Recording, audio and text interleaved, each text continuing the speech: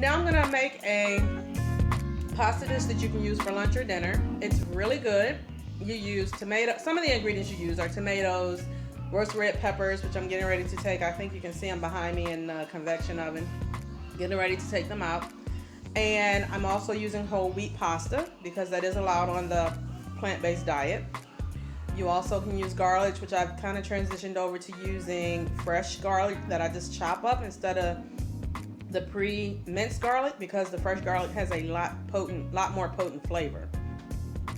The recipe also calls for some other items. I will list the recipe. I did get it off of Pinterest. It is really good. The only thing that we are changing is that I'm going to be using a little bit of wine to give it a little bit of a kick.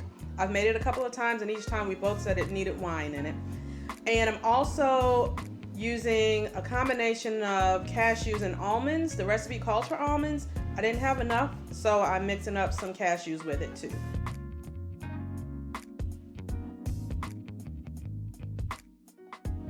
Okay, so what you did not see me add was a little bit of lemon juice, some parsley, and paprika, and the recipe actually called for olive oil.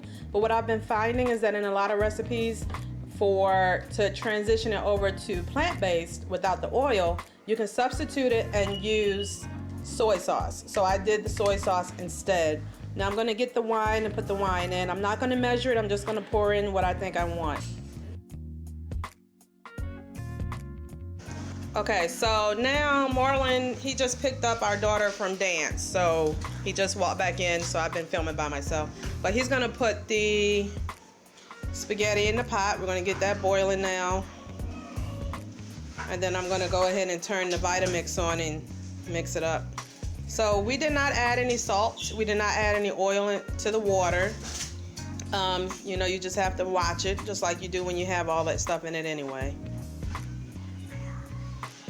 So this is my daughter Alanis. She wants to say hi to everyone. Hi. The other one's in there watching SpongeBob. So we're gonna turn the Vitamix on and get this mixing.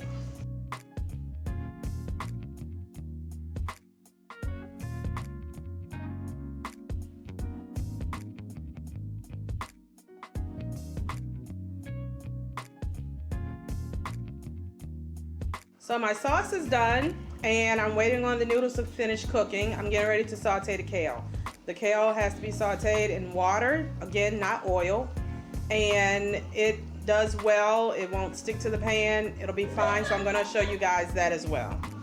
Okay, so I like to just use water that's in my teapot, if I have any in there.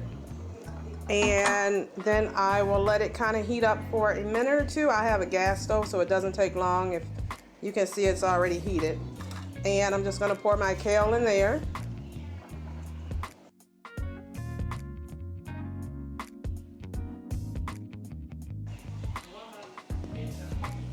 So you can see that, hopefully you can see that some of the kale is actually beginning to get a little tender.